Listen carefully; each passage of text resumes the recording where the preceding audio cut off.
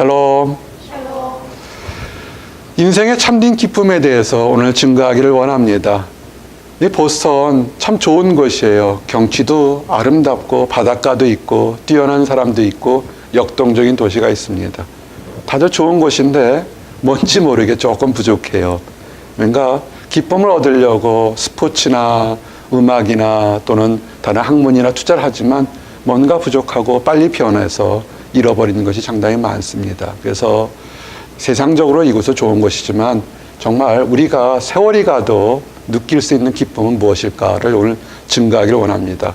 어쩌면 결론적인 얘기고 딱딱할지 모르겠지만 사실은 진리입니다. 그것은 뭐냐면 기쁨의 근원은 세상에 있는 것이 아니라 하나님께 있다는 것입니다. 그래서 여러분들이 세상을 보고 친구를 보거나 물질이나 환경을 보고서 우리는 기뻐할 수 있지만 그거는 굉장히 짧은 시간밖에는 가지는 않습니다. 그래서 마음속에서 더 큰 기쁨을 가지면 하나님을 바라보시기를 원합니다. 세상의 기쁨은 좋아요. 굉장히 역동적으로 좋지만 다시 돌아봐도 그 기쁨은 굉장히 한정적이고 때로는 사람을 이게 맞는지 틀린지를 미혹시키고 어떤 경우는 후회막심한 타락의 길로 인도하는 기쁨들이 너무 많습니다. 그래서 세상이 변해도 변하지 않는 진정한 즐거움은 하나님께 있는 겁니다. 시편 말씀이 시편 16편 11절 말씀이 그것입니다. 주께서 생명의 길을 내게 보이시리니 주의 앞에는 충만한 기쁨이 있고 주의 오른쪽에는 영원한 즐거움이 있나이다. 아멘. 그러니까 진정한 기쁨은 다른 곳에 있는 게 하나님 앞에 있으니까 여러분이 하나님 앞으로 나아가게 되면 기쁨을 얻을 수 있다는 아주 쉬운 이야기가 될 수 있습니다. 이 하나님 앞에 있는 기쁨이 어떤 기쁨일까요? 아마 설명하면 꽤 되겠지만 세상의 기쁨과 하나님의 기쁨이 뭐가 다르냐면 세상의 기쁨은 막 좋으면 호르몬이 펑펑 나오고 눈이 커지고 감정이 뜨겁고 가슴이 펑펑펑펑 그러죠. 눈이 커지고 막 윤기가 돌고 하지만 마치 장작불 타다가 어느 순간에 싹 사라지는 것처럼 사라지는 것이 있습니다. 그러나 하나님 앞의 기쁨은 세월이 가도 변하지 않고 진정한 기쁨이라는 것입니다. 그리고 진정한 기쁨이 그냥 기쁨만으로 끝인 것이 아니라 기쁨 속에서 생명으로 인도하는 그런 축복이 같이 예비되어 있다는 것입니다. 세상은 세상 것에 기쁨 주는 건 정말 많습니다. 돌아보세요. 학문으로 즐거워하는 사람도 있고 스포츠로 좋아하는 사람이 있고 먹는 거로 좋아하는 사람이 있고 물질로도 좋아하는 사람이 있는 거 정말 다양하게 있습니다. 그러나 그것이 진정한 생명까지 주는지는 우리는 한번 궁금증을 가져볼 필요가 있습니다. 사도행전 2장 28절에 주께서 생명의 길을 내게 보이셨으니 주 앞에서 내게 기쁨이 충만하게 하시리로다. 아멘. 주 앞에 있는 기쁨이 생명이고 생명이 기쁨이 되는 함께 연관되는 것이 있으니까 이것만큼 위대한 기쁨이 없다는 것을 늘 기억하시기 바랍니다. 그래서 하나님의 첫 번째는 하나님 앞에 있는 기쁨을 누리라는 것입니다. 근데 이 기쁨이 생명이자 기쁨인데 그것이 이 땅에서만 있는 기쁨이 아니라 영원한 구원을 주시는 기쁨이라는 것도 또한 아셔야 됩니다. 그래서 혹시라도 슬픔 속에나 낙심 속에 있는 성도가 예수 그리스도가 하나님의 기쁨이라는 걸 알지만 그 앞에 나오게 되면 우리는 더욱더 기뻐할 수 있다는 겁니다. 여기에 사람이 해야 될 것, 믿는 성도가 해야 될 것 뭐냐면 하나님 앞으로 나아가라는 것입니다. 성경은 어떻게 표현하냐면 축복의 우물물이 지금 가득 차 있으니까 그것을 알고 가서 떠서 마시라는 겁니다. 하나님이 입을 벌려서 넣어주는 게 아니라 하나님 앞으로 직접 여러분이 가서 축복의 물을 마시라는 겁니다. 이사야서 12장 3절에 이런 식으로 표현되어 있습니다. 그러므로 너희가 기쁨으로 구원의 우물들에서 물을 기르리로다. 아멘. 생수가 흘러내리는 겁니다. 기쁨의 물이 흘러내리니까 그냥 보고서 시원하겠다가 아니라 가서 마시라는 겁니다. 여러분 그러시면 됩니다. 이제 첫 번째를 했고요. 그러면 누가 기쁨을 누릴까? 기쁨은 사실은 어떤 것보다는 하나님이 나와 여러분이 주시는 선물인 것입니다. 어떤 사람이 선물을 드릴까? 우리 내일 모레가 추석인가요? 카드들 많이 얻고 상담도 많이 했어요. 목소리가 쉴 정도로 상담 많이 했어요. 한국도 하고. 어제는 나는 프랑스에 계신 우리 집사님 줄 알았더니 스위스에 있다고 해서 한참 동안 통화했어요. 언제 가보나. 언제 좋을 때가 있겠죠. 하나님 기쁨은 누가 주냐면 정직한 사람에게 하나님이 기쁨을 주신다라고 얘기를 하는 겁니다. 세상은 뛰어난 사람, 능력 많은 사람, 권력을 가진 사람이 기쁨을 가질 거라고 생각할지 모르겠지만 하나님은 뭐냐면 하나님 앞에서 정직한 모습, 지금 잘했던 모습 그대로 또는 내가 부족하고 연약과 답답해서 있는 모습 그대로 하나님 앞에 나와서 하나님 아버지 도와주십시오 그럴 때 하나님은 기쁨을 준다는 것입니다. 마음이 하나님 앞에서 깨끗한 사람을 하나님은 좋아하십니다. 시편 97편 11절에 보니까 의인을 위하여 빛을 뿌리고 마음이 정직한 자를 위하여 기쁨을 뿌리시는도다. 아멘. 어떤 사람이 기쁘다고요? 정직한 사람. 하나님 앞에서 있는 모습 그대로 전달한 사람이 기쁜 것입니다. 이런 사람 기쁨을 누립니다. 그리고 어떤 사람이냐면 하나님의 뜻을 다른 사람에게 나눠주는 사람. 나와 여러분들이 캠퍼스에서 복음 전하고 사랑 전하잖아요. 거기에 기쁨이 많습니다. 왜 사랑방 해요? 즐겁잖아요. 뭔지 모르게 꼭 집어 설명할 수 없지만 그 교제 가운데 기쁨이 있다고요. 그리고 이런 복음을 전하는 것과 사랑을 전할 때는 어떤 거는 전하면 금방 싹이 팍팍 나올 수 있지만 어떤 거는 이게 정말 나올지 안 나올지 모르는 것도 있습니다. 그지만 선한 것을 심으면 때를 얻든지 뭐든지 하나님은 반드시 주신다고 약속했습니다. 때로는 억울할 때도 있어요. 때로는 복음 전도나 사랑할 때 조롱과 모함과 위협을 받을 때가 있습니다. 제가 여러분들과 함께 한 집사님이 나에게 보내온 편지를 이렇게 소개했잖아요. 그전엔 그분은 예수님을 알지 못했습니다. 근데 나중에 참으로 오랜 기간 동안 1년, 2년도 아니고 10년이 넘는 기간 동안 사랑을 보여주고 믿는 크리스찬의 모습에 덕을 보여줬더니 그분이 나중에 하나님의 축복 안에 결단할 때 그 모든 것이 레퍼런스가 돼서 새롭게 변화된 것을 보게 됩니다. 그 글을 나눴더니 한국에 있던 한 장로님이 이렇게 답을 보내왔어요. 사람은 선한 것을 베푼 사람에게 다시 돌아가는 것을 보게 됩니다. 라는 것을 보아서 그렇구나. 여러분이 어떤 사람 기쁘냐면 선한 것을 때를 얻든지 못든지 베풀어 주세요. 심으십시오. 그러면 때가 되면 기쁨으로 걷게 됩니다. 시편 126편 5절 6절에 눈물을 흘리며 씨를 뿌리는 자는 기쁨으로 거두리로다. 울며 씨를 뿌리러 나가는 자는 반드시 기쁨으로 그 곡식단을 가지고 돌아오리로다. 아멘.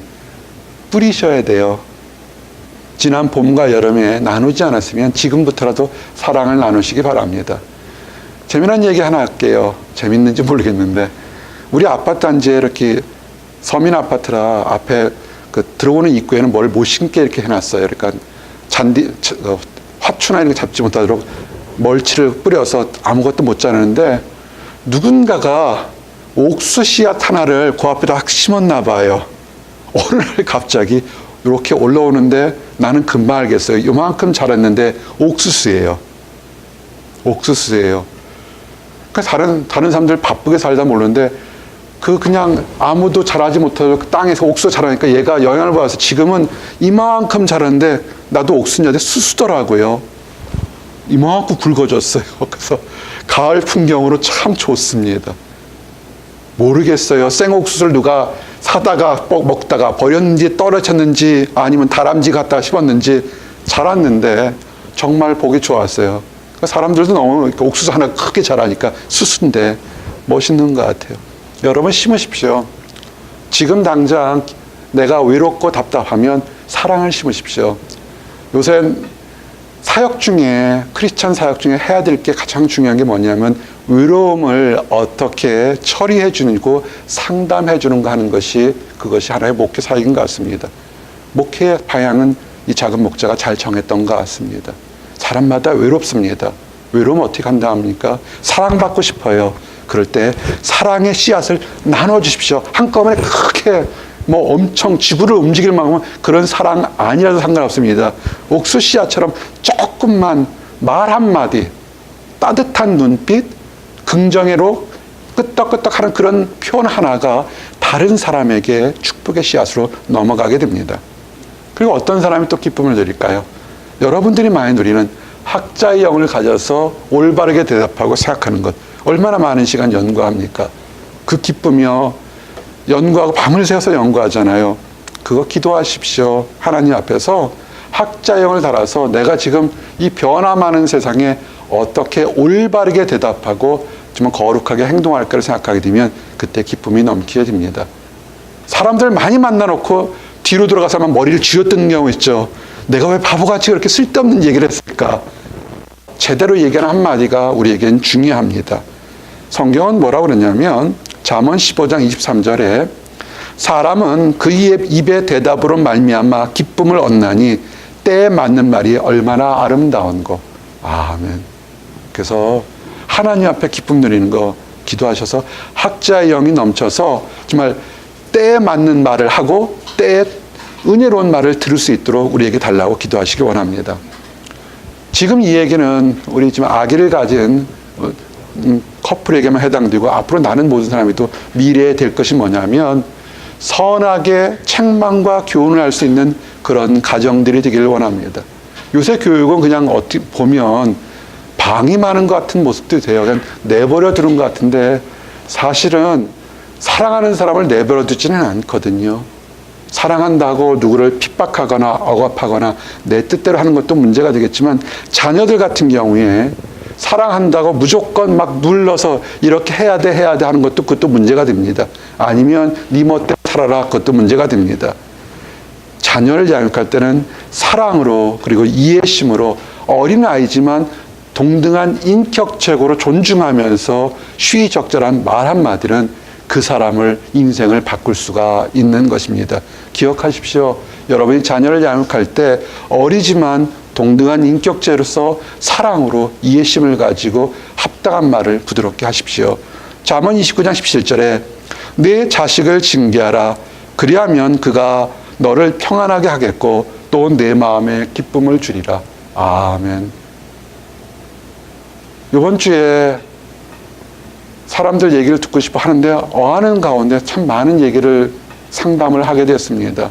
또 자녀 문제 때문에 가슴 아리하는 분도 꽤 있다는 것을 알게 됩니다.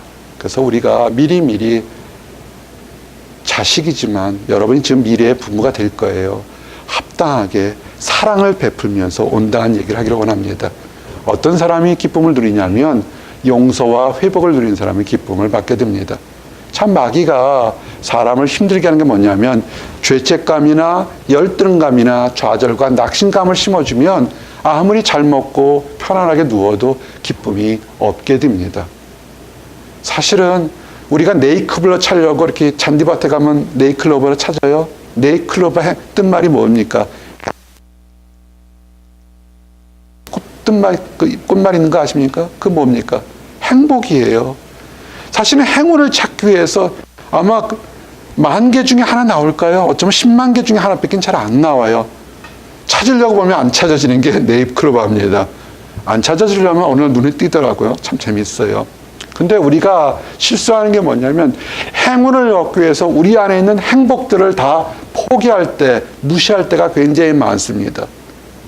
우리가 있는 연약함이나 좌절이나 낙심이나 미움이 너무 크게 느껴서 내가 누리는 행복을 누리지 못한다면 그거는 마귀만 좋아할 거라고요. 그죠?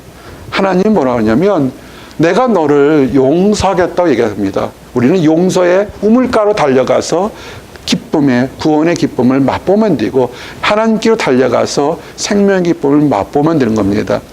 이사야서 60장 15절에 전에는 내가 버림을 당하며 미움을 당하였으므로 내게로 가는 자가 없었으나 이제는 내가 너를 영원한 아름다움과 대대의 기쁨이 되게 하리라. 아멘. 전에는 버림당한 것처럼 아는 척도 하지 않고 무시당하고 왕따당하고 열등한 것 같지만 그러나 하나님 안에서 용서받고 새롭게 되면 기쁨 속에서 살 수가 있다는 것입니다. 그래서 예레미야 31장 13절에 용서받은 사람의 축복이 뭐냐면 그때 처녀는 춤추며 즐거워하겠고 청년과 노인은 함께 즐거워하리니 내가 그들의 슬픔을 돌려서 즐겁게 하며 그들을 위로하며 그들의 근심으로부터 기쁨을 얻게 할 것임이라. 아멘. 누가요? 하나님이. 여러분 안에 있었던 그 근심과 슬픔이 돌려서 춤추며 뜀뜰 수 있는 기쁨으로 변하게 된다는 것입니다. 이제 크게 두 가지를 했습니다. 축복의 근원은 하나님에게 있고 어떤 사람이 축복을 받느냐? 정직한 사람, 하나님 앞에 마음이 정직한 사람, 남에게 사랑을 베푸는 사람, 학자의 영을 가져서 올바르게 얘기하는 사람, 자녀를 제대로 양육하는 사람, 용서와 회복을 얻은 사람 그랬습니다. 또 이렇게 얘기하면 또 지혜로운 사람은 이렇게 질문할 수 있습니다. 그것은 너무 율법적인 거 아니냐? 구약에 있는 거 아니냐? 오래전 얘기 아니냐라고 질문할 수 있습니다. 근데 우리에게 정말 기쁨은 뭐냐면 예수님의 탄생이 그리고 그 의미가 인생의 가장 큰 기쁨이 된다는 것입니다. 예수님 탄생이 왜 기쁨이 될까요? 세상에서 위정자들, 대통령이나 지휘자들 탄생했을 때 보게 되면 그들을 따르는 사람들에겐 큰 기쁨과 영광이 있을지 모르겠지만 그들의 반대들은 무자비하게 숙청당하거나 어려운 일을 겪는 것이 굉장히 많았습니다. 역사적인 지도자들 한번 돌아보십시오. 인정받는 그룹과 징계받는 그룹들이 함께 있었습니다. 그러나 예수님의 탄생은 누구를 징계하거나 누구를 심판하는 것이 아니라 온 세상에 믿는 사람들, 이스라엘 백성뿐만 아니라 온 세계 그 당시 이방이라는 모든 사람들에게 기쁜 소식을 전하는 것이 하나님의 뜻이고 하나님의 뜻이 우리 눈에 이해될 수 있는 모습으로 온 것입니다. 누가복음 2장 10절에 천사가 이르되 무서워하지 말라. 보라 내가 온 백성에게 미칠 큰 기쁨에 좋은 소식을 너희에게 전하노라. 아멘. 세상에 가장 큰 소식은요, 어떤 결혼하는 거나 직장을 갖는 거나 아니면 논문 낸 거나 다 기쁜 거예요. 그건 정말 기쁩니다. 집을 사는 것도 그렇고 이쁜 강아지나 또는 친구를 얻는 것, 운동시합에 나가서 승리하는 거 정말 기뻐요. 나도 예전에 지금 생각하면 뭘 그렇게 밤을 새워서 탁구를 쳤는지를 모르겠어요. 가지고 있는 건 요만한 우승 트로피, 그 하이그룹에서 있는 우승 트로피 하나는 지금도 가지고 있어요. 우리 부모님은 그게 올림픽에 나가서 딴 것처럼 귀한 건 줄 알아요. 우승 그랬으니까. 아니에요. 동네 친목해서 한 건데. 그래도 좋았어요. 한 번도 우승하지 못해서 우승했을 때는 정말 좋았습니다. 아, 기쁨은 맞아요. 근데 뒤돌아보면 진정한 내 인생의 기쁨은 뭐냐면 예수님을 발견하고 예수님이 나와 함께 있다는 사실만큼 그건 변하지 않는 기쁨인 것 같습니다. 그리고 예수님이 나와 함께 하시고 예수님이 내 모든 연약함을 짊어졌다는 이 소식을 증거하는 것이 지난 수십 년간의 삶인데 이 전하는 삶은 이건 천사들도 부러워하는 기쁨인 것입니다. 우리 캠퍼스의 사랑방 또는 집을 오픈해서 안 믿는 사람들에게 복음을 전하려고 밥도 주고 차도 주는 거예요. 그거 아무것도 아닌 것 같지만 그거는 천사들도 부러워하는 큰 기쁨인 것입니다. 여러분 참석하십시오. 누가복음 15장 10절에 내가 너에게 이르노니 이와 같이 죄인 한 사람이 회개하면 하나님의 사자들 앞에 기쁨이 되느니라. 아멘. 함께 예수 그리스도를 믿어서 기쁨 나는 사람들이 있는가 하면 그 모임에 아직 하나님을 믿는 믿음이 연약한 사람도 있고 안 믿거나 또는 배척한 사람도 있을 겁니다. 근데 때가 되어서 그 사람이 하나님 앞에서 회개하고 새로운 인생을 살게 된다면 그것은 천사들도 하지 못하는 바로 나와 여러분이 할 수 있는 축복과 기쁨인 것입니다. 이번 가을에 뜻을 정하고 사람을 정해서 이렇게 내게 전도할 사람, 내게 인도할 사람을 달라고 이렇게 기도하시기 바랍니다. 요번에 한국에 부흥집회 가면서 내 주변에 있던 옛날 직장 동료들을 참 예전에 복음 전하느라고 했어요. 나는 몰랐는데 내가 굉장히 열정적으로 했었나 봐요, 과거에. 근데 그 사람들이 지금은 다 하나님을 믿는 집사님들이 됐을 때 너무 기뻤습니다. 조롱도 받았고 여러 가지 다른 얘기도 많이 들었지만 지나 보니까 함께 하나님 안에서 기쁨 누리는 때 지금 참 기쁜 것입니다. 이게 원하는 게 뭔지 아십니까? 예수님 안에서 하나님과 예수님이 누렸던 그 진정한 기쁨을 나와 여러분 다른 사람들에게 나누어 주기를 원하는 것입니다. 요한복음 15장 11절에 내가 이것을 너희에게 이름은 내 기쁨이 너희 안에서 너희 기쁨을 충만하게 하려 함이라. 아멘. 예수님을 모르는 사람들의 삶은 어떻습니까? 뭔가 많이 가지고 높은 곳에 올라가고 유명해지면 기쁨이 있을까 하고 정말 열심히 노력해요. 예수님 모르는 사람들 중에 의롭게 사는 사람 참 많습니다. 기쁨을 누리기 위해서 그런 거죠. 맞습니다. 그들의 노력을 무시할 수는 없습니다. 그러나 늘 안타까운 것이 그 기쁨은 한정되는 거라고요. 한정된 기쁨을, 사라지는 기쁨을 얻기 위해서 그 인생을 다 바친다면 있을 때는 좋겠지만 사라지면 더덥지 않습니까? 그런데 문제는 뭐냐면 영원히 사라지는 하나님 안에서 예수님이 누렸던 기쁨이 나와 여러분이 누릴 수 있으니까 그 기쁨으로 나오라는 것입니다. 그리고 문제는 축복은 뭐냐면 세상 것은 많이 가져도 도둑이 들거나 강도가 들거나 전쟁이 나면 사라질 수밖에 없잖아요. 얼마 전에 헤이 토픽에서 이탈리아는 워낙 역사가 기니까 어느 건물을 건축하다 보니까 이렇게 땅을 파다 보니까 금화가 발견된 것이 나왔습니다. 그 액수가 천문학적이고 금화 가치가 너무너무 좋은 거예요. 예전에는 은행이라는 게 없어지니까 아마 전쟁도 많고 도둑도 많으니까 금을 땅에다 묻어놨다고요. 그래서 전쟁 나면 잠시 동안 다른 곳에 피난 갔다가 돌아오면 돼서 땅속에 파서 했는데 아마도 우리는 알지 못하겠지만 그 금화의 주인은 돌아오지 못한 거죠. 그걸 보면 참 더덥다 생각이 듭니다. 뺏기지 않는, 변하지 않는 기쁨은 뭐냐면 하나님 안에 있습니다. 예수님이 직접 얘기하셨어요. 요한복음 16장 22절에 지금은 너희가 근심하나 내가 다시 너희를 보리니 너희 마음이 기쁠 것이요 너희 기쁨을 빼앗을 자가 없으리라. 아멘. 예수님을 보고 안 보고 두려울지 모르겠지만 예수님은 우리에게 어떤 기쁨을 주냐면 세상이 빼앗을 수 없는 진정한 기쁨을 여러분과 나에게 주겠다는 겁니다. 그래서 우리는 기뻐할 수밖에 없습니다. 이 기쁨의 근원은 어디서 연결됐을까요? 십자가죠. 예수님이 이 땅에서 기쁨을 주겠다고 오셨는데 그 증거로 뭘 보였습니까? 십자가라고요. 내가 너를 위해 죽겠다. 그리고 그냥 죽을 수는 있지만 일반 사람들, 아주 의로운 사람들 중에서는 친구를 위해서 대신 죽은 사주는 사람이 가끔은 있지만 그러나 사람이 알 수 없는 십자가에서 죽고 부활하고 다시 사랑을 증거하는 것은 예수님밖에 할 수가 없었습니다. 그 부활의 역사는 뭐냐면 우리가 새롭게 살 수 있다는 겁니다. 많은 사람들이요, 과거에 그 그림자에, 힘들었던 그림자에 지금도 눌려 사는 사람들이 굉장히 많습니다. 좌절이나 낙심이나 편애받았거나 혼자 외톨이 됐거나 아픈 상처 때문에 있는데 십자가는 뭐냐면 그 모든 것을 십자가에 다 묻어놓고 내려오지 못하게 할 수 있는 능력이 거기 있습니다. 과거를 보지 마십시오. 이제는 십자가 안에서 우리는 새롭게 살 수 있는 겁니다. 예수님께서 십자가를 지면서 힘들어하셨지만 그것을 감당할 게 뭐냐면 십자가 지고서 부활하면 그 모든 것은 사라지고 하나님 앞에 누리는 새로운 축복을 맛볼 수 있기 때문에 그런 겁니다. 예수님이 이렇게 얘기하십니다. 요한복음 17장 13절에 지금 내가 아버지께로 가오니 내가 세상에서 이 말을 하옵는 것은 그들로 내 기쁨을 그들 안에 충만히 가지게 하려 함이라. 아멘.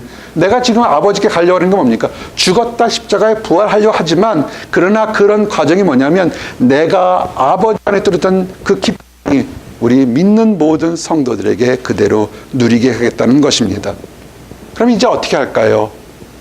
마음이 깨끗한 사람, 선을 베푸는 사람, 그런 사람이 기쁘지만 더 현대적으로는 어떻게 하냐면 예배 드리는 곳에 함께 모이기를 힘쓰시기 바랍니다. 그럴 때 기쁨이 배가 됩니다. 사도행전 2장 46절에 보니까 날마다 마음을 같이하여 성전에 모이기를 힘쓰고 집에서 떡을 떼며 기쁨과 순전한 마음으로 음식을 먹고 아멘. 함께 예배 드리는 곳, 함께 기도하는 곳, 함께 교제하는 곳에 그곳에 기쁨이 넘치게 됩니다. 여러분, 우리가 예전처럼 교회라는 건물에 모였을 때 그때 하나님 역사했습니다. 현대는 점점 변화가 되니까 교회에 모여서 예배 드릴 수 있고 캠퍼스에 모여서 함께 짧은 시간이라도 교제할 수 있고 전화로도 할 수 있고 카톡으로도 할 수 있고 메일로도 할 수 있고 우리는 다양한 법으로 계속 하나님 안에서 교제할 수 있는 것입니다. 하나님 앞에서 교제하는 곳에 있으시기 바랍니다. 혼자 있지 마십시오. 세상의 모든 것을 끊고 혼자 외톨이가 되면 거기에는 기쁨은 그리 크지 않습니다. 하나님 원하신 것 사도행전 13장 51처럼 제자들은 기쁨과 성령이 충만하니라. 아멘. 하나님이 주신 기쁨이 충만하고 하나님의 일을 할 수 있는 능력이 충만하기를 하는 것이 그것이 하나님이 바라시는 것입니다. 그래서 이제 마지막으로 이런 기쁨이 충만하게 되면 세상을 바라보는 시각과 세상에서 다가오는 어떤 환난에 대처할 수 있습니다. 좋은 날에도 찬양하게 되고 힘들고 어려운 날에도 소망이 있기 때문에 하나님 안에 기쁨이 있기 때문에 이겨낼 수 있는 것입니다. 그래서 사도 바울은 고린도후서 7장 4절에 이렇게 얘기를 했습니다. 예수님이 함께 하시고 성도들의 진정한 교제와 중보 기도의 능력을 체험하기 때문에 그는 이렇게 고백합니다. 나는 너희를 향하여 담대한 것이 많고 너희를 위하여 자라하는 것이 많으니 내가 모든 환난 가운데서도 위로가 가득하고 기쁨이 넘치는도다. 아멘. 사도 바울의 이 고백처럼 사도 바울에게 믿는 성도와 교회와 하나님의 교제가 있기 때문에 내가 환난 가운데도 기쁨이 가득했다는 것처럼 우리들도 우리가 이곳에서 학업하고 연구하고 연주하고 또 미래를 준비할 때 좋은 날도 있었겠지만 때론 어려운 날이 닥쳐올 때에도 하나님이 하나님 안에서 있고 성도들과 교제가 있고 함께 중보기도가 할 수 있으니 내가 모든 가운데 기쁨이 넘친다라고 간증하는 나와 여러분이 되시기를 원합니다. 기도하시겠습니다. 할렐루야. 하나님 감사합니다. 복된 날을 허락하여 주셔서 어떠한 가운데서도 주 안에서 주시는 기쁨이 넘치게 하심이나 하여 감사합니다. 세상에 달콤한 기쁨과 유혹들이 많지만 한시적이고 변화되고 때로는 우리를 타락시킵니다. 그러나 세월이 가도 변하지 않고 정말로 우리를 기쁨과 함께 생명의 길로 인도하는 하나님의 축복의 기쁨을 우리에게 소개시켜 주시고 맛보게 하심 감사합니다. 이곳 땅에 있는 삶부터 천국에 가는 그날까지 하나님 안의 기쁨을 맛볼 수 있도록 허락하여 주시옵소서. 그리고 아직 하나님을 알지 못해서 세상의 기쁨에 취해서 아버지 진정한 기쁨을 맛보지 못한 사람들이 있습니다. 아버지 그들의 마음을 열어주셔서 아버지 하나님이 주신 진정한 기쁨을 맛볼 수 있도록 인도하여 주시옵소서. 그런 사람들을 위해서 우리가 사랑의 손을 내밀 수 있도록 전도할 수 있도록 기쁜 축복의 씨앗을 심을 수 있도록 허락하여 주시옵소서. 늘 감사드립니다. 예수 그리스도를 받들어 기도드렸습니다. 아멘.